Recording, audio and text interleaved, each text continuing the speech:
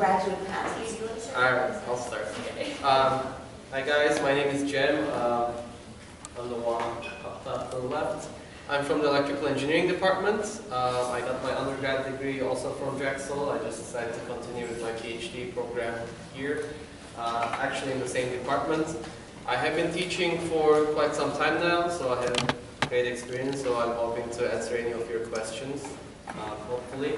I am finishing up my third year, so, and my email address is on the board. If you have any questions, you can email me. Good morning, everyone. My name is Fritz Dodu. I'm an international student. I'm actually from Ghana. I'm a computer engineering major, sophomore undergrad. I've had a lot of classes that had TAs, and trust me, I've had my fair share of good and bad ones. But either way, I just hope I can share a lot of my experiences with you as well. Over the course of the summer, I did a lot of research positions, research work, whatever you call it. And basically, I had a chance to work with the English Language Center as well.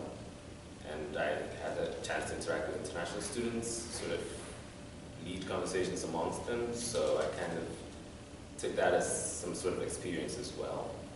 So I could probably offer any help that you may need. I'm Seth Brown. I'm a third year at Drexel right now, out of 5 years, and majoring in finance and economics. So undergrad, I can let you know if you have any questions about the TAs that I've had for experience. Hi, my name is Narayan. I'm from the biology department at Purple over there. I'm starting my second year as a PhD student. So last year I was in your shoes. So feel free to ask me if you guys have any questions about, I guess, like grad student life or the biology department specifically. Hi, I'm Wajiha Chaudhary. I'm from the Culture and Communication department. I'm a third year student. And if anyone's familiar with our department, the teaching is a little bit different than the classic TA style. I was a TA for the first 2 terms of my first year, and then they move us into teaching your own class by the end of your first year. So I've been teaching my own classes for about 1.5 years now. So if you have any questions about that, do let me know. And finally, my name is Kelly Douglas. I'm a 4th year grad student in the physics department. Physics posse over there. My contact info is in green on the board in case you're interested. I've been teaching all 4 years, well, 3 years. We'll be teaching this 4th year as well. And I've had experience teaching a wide variety of courses in both the physics majors in the department and also the general massive engineering classes that the physics department covers. And the one thing that I would say is probably the most important thing for you guys as TAs is to make sure you connect with the students. You are their basically liaison for the class. The professor, as you all know, you've been through undergrad, can be like a big scary monster in the front of the lecture hall, right? Like, nobody wants to go talk to him, nobody wants to ask him questions. That's what you're there for. The classes are much smaller that you'll be teaching, the recitations are smaller, labs are smaller. You're the one that the students should be most comfortable to ask questions. So make sure that you're friendly, make sure that you smile and say hi, make sure that they're comfortable coming up to you. And make sure that they know you're a real person. So like on the first day of class, introduce yourself and tell them something about you that makes you unique and different and shows them that you have a life outside of your office in front of a computer all day.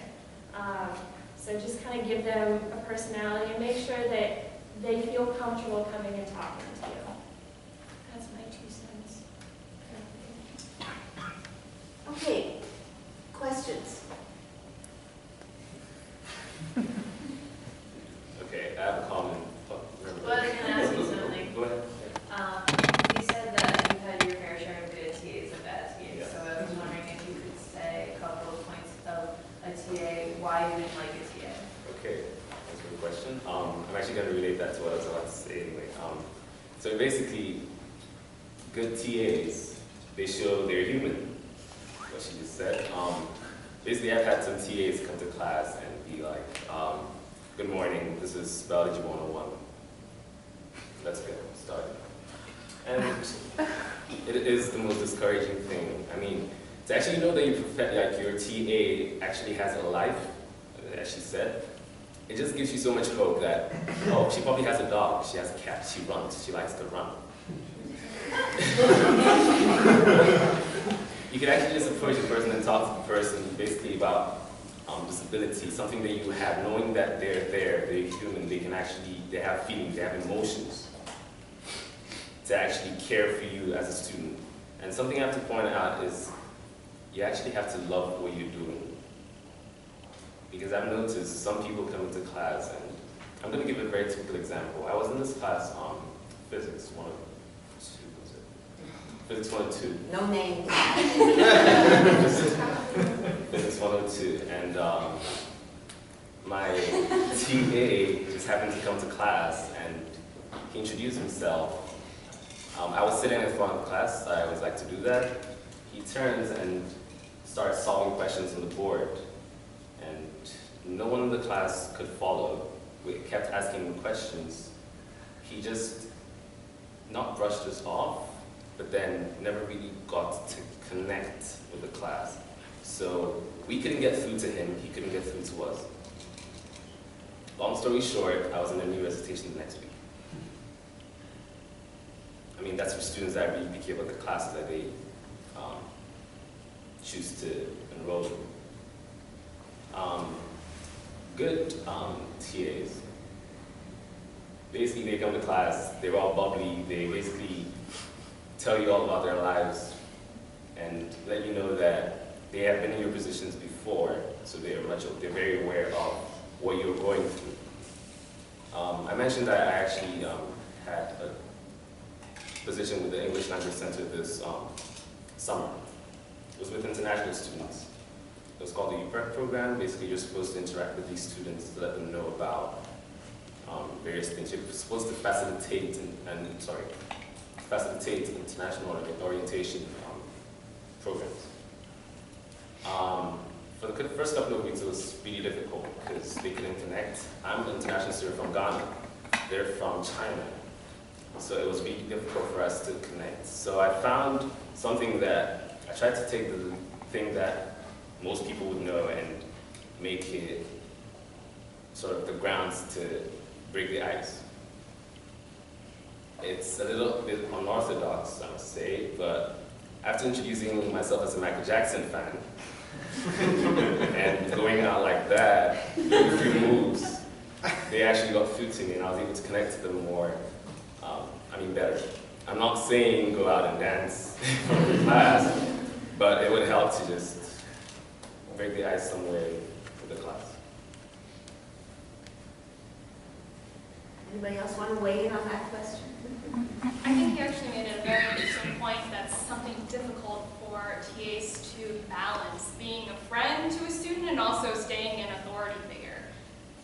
Finding that medium, it's going to take some time because you want to be approachable to your students, you want them to come to you with their questions, with their concerns, but at the same time you want them to respect you as well. So one of the things I've found that really helps is to have a very clear syllabus. For most of you, especially in the beginning, you're going to be working with a syllabus that the head professor has developed. Later on, when you're developing your own syllabus, it's really important that you make things very clear. It's basically the contract, the law of your class. So anything that's explicitly stated in there, your students are responsible for agreeing to that. So it really helps to facilitate your role as an authority figure as well, which can be difficult because most grad students are fairly young. Most of you have maybe just come out of undergrad, so it might be a little bit strange teaching people who are in a space where you were in just a few years ago. So again, that's something that it'll take some time to balance, but just be aware of that. Yeah, I'm thinking to be a good TA, you do have to be as clear as possible. And if you want to be good, you don't want any kind of like vagueness in your syllabus. You want to be, always be consistent with what you're telling your students. You don't want to tell someone one thing and then another student comes up to you and you completely change it. You just always want to be consistent with your work, and I think that'll help you be, you know, a well-known TA, and students will like that you're straightforward with them and you're not changing your mind often. So. I think to add to that, like another really important thing to do is just to be like really, really consistent with all of your students. So I mean, like obviously use your discretion. So if there's like really bizarre circumstances, then you can make allowances for them. But I mean, I think it's better to err on the side of sticking to the syllabus, sticking to what the professor said, instead of, I guess, like, you know, letting the students think that you're picking favorites or something. So like, even if, you know, it'll make you the bad guy, you just gotta stick to your syllabus, because in the end, that's really what they like. Just like seeing consistency from you. I guess being prepared for your classes also helps. You gotta show up, you're gonna be covering something. Either your professor had already giving you some problems that you have to cover. A lot of them will sometimes give you the solution manual, but that's usually not enough to just have that. You would want to go over those questions at home or in your lab before you actually show up to class. And also kind of try to guess what questions might arise from students. That will help you really prepare for that class. And don't be afraid to not know an answer to one of those questions. What's important is, if you don't know it, you want to go back to your lab after the recitation or the lab, find the answer, and next week or next class meeting, you want to get back to that student with that answer. Because you don't want to not answer that question and then it magically shows up on the exam and they'll all come to you and say, oh, you never answered that question, then you're going to be in big trouble. So. Just bouncing off that, it's really important to make sure that you don't make something up. It's very tempting if you don't have the answer right away to just be like, well, and kind of fumble around and make up an answer for the students. If you don't know, it's okay. Say, I don't know. I'll get back to you. Let me look that up. Let me figure it out. That's a good question. Whatever. And just make sure you come back to them, because the worst thing to do is to make up an answer, have it be incorrect, because now the students don't trust you. They don't trust what you're saying. They don't trust what you're telling them. So they'll be less likely to pay attention in class, and they lose their respect for you. And that's a big thing, is making sure that the students respect you. As was already said, you know, there's a balance between being friends with the students and you're still their authority or an authoritative figure. So that respect is a lot of the authority side.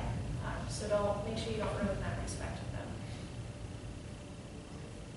Are there any specific things that you found helpful for engaging students that seem to be a little bit disinterested? Calling on them. That always does it. Yeah, like pointing stuff out, because then they'll start paying attention. Don't be afraid of the silence when you ask the question. Let it sit there for a little while. I know that was something hard to get used to in the beginning, that you're expecting an answer automatically, but just stare them down. The thing to remember is that whenever there's silence, your students are infinitely more uncomfortable than you are. So like you might think like, oh man, this is super awkward. It's been like 37 years, but like they're like in the exact same shoe as you, and like they want to be over probably more so than you do. So someone's going to speak up eventually. So like try not to answer your own questions too much. Yeah, and half the time we're actually just thinking about the answer. No kidding. We don't talk, we don't speak up. Some of us are thinking about the answer, some of us are thinking about, well, you know how classes are. Some people are like a little more focused on what is going on in the classroom. But at the time, most of us are actually thinking about the answer. So just hang in there. It gets better. How do you deal with students using cell phones in class? Is that something you tend to monitor, or do you just not care? So I've tried a couple different things. In addition to cell phones, I'm going to add laptops as well. I allow them to use laptops, but I make it clear in my syllabus, and I announce the first day of class that if they want to use a laptop, they should sit in the back row of the class. Why do I tell them to do that? Well, A, they're making the choice to use a laptop, so if they're distracted, that's their prerogative. I don't want them to distract their peers and their classmates. So, you know, I'm sure all of you have experienced that there's someone sitting in front of you with a laptop, you're watching what they're doing. It's very distracting. With cell phones, I usually just call them out. I'll make some kind of a joke or an example out of it, and it'll be a light moment, but the students usually know to put it away then. Yeah, I've actually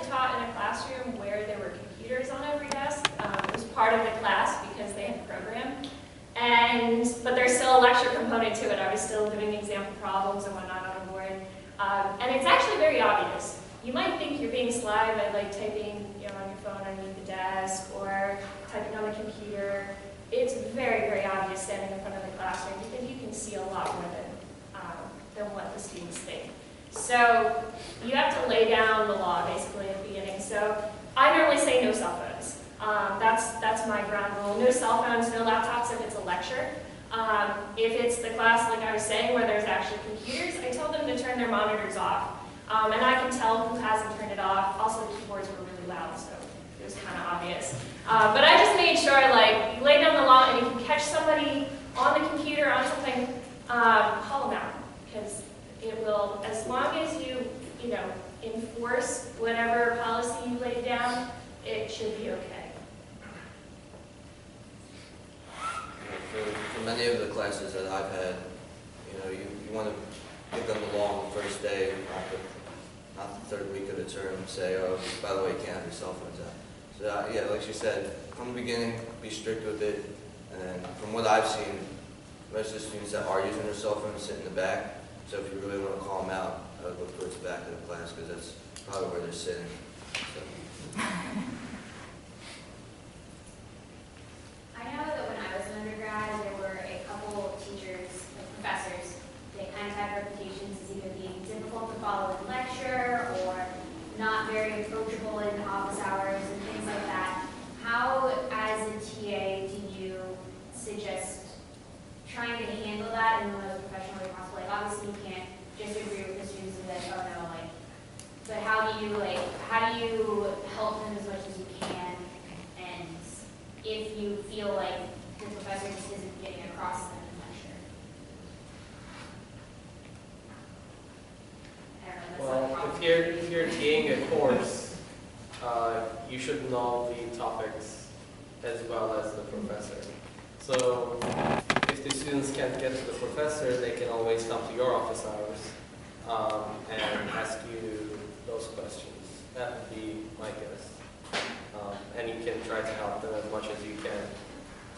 If it's something related to their exam grade or something, maybe you can take their question about that and go talk to the professor yourself and get the answer and get it back to them, kind of be like a middleman.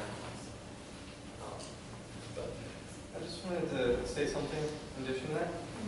Teaching physics, this happens a lot, mainly because the students the first time around don't understand it.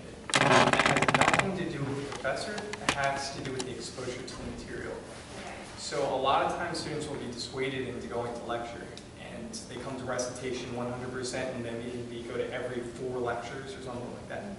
You have to encourage them to go to every class. For one, they're paying for it, and Drexel's not cheap. And number 2, hearing it the second time around, even if they don't fully understand it the first time, it's going to spark some memory, and they're going to get it a lot more, and it'll make our jobs a lot easier if they attend the lecture.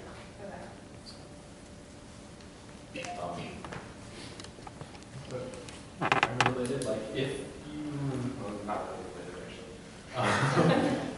If you find that you've completely lost the class, they're no longer paying attention at all, and you how can you get them back kind of thing? Are there tricks for that? Give them a quiz. I was going to say take a break, but No, don't take a break. No. The recitations are already short enough. I mean, just I don't know, sometimes in the middle of class, if it's going long, or even in a lab too, because labs tend to be longer. You can have them stand up for a minute. I also appreciate getting the blood flow going and just having a change of pace. And then I feel sometimes once they sit back down, they seem to focus better. But maybe it's not the case. Maybe I'm delusional. But I don't know. It seems perfect. So. I normally have them do group work. If I see that people are just not paying attention and not participating, I only have 1 or 2 students, answering questions. I'll have them work in small groups to solve the problems, and I will have them write the answers on the board once they get the answers. So that forces them to actually get involved and come up. And I won't go any further until I have, there's 5 groups, I have 5 answers written on the board. So something like that. Basically force them to start paying attention and get involved. and if it gets really bad, well, give them some inspirational words. This actually works. It actually worked for me. I was in engineering class and we had to take biology. Engineers don't really like biology, I found out. And halfway through the lecture, our professor pauses, and then she gives us this like 30-minute brief on why she thinks it's important for us to actually like biology, because eventually we're going to use it somehow, some way, somehow. And that's actually the first class that has held its numbers throughout the term. Like started with 200 and with very close to 200. I mean, I don't know how many of you have actually seen undergraduate classes, lectures, but the numbers drop drastically.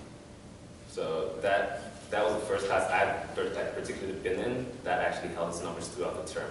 And it was because of that first inspirational talk that she gave us at the beginning of the term. I mean, you guys might think it might not work, or they'll think it's too cliche.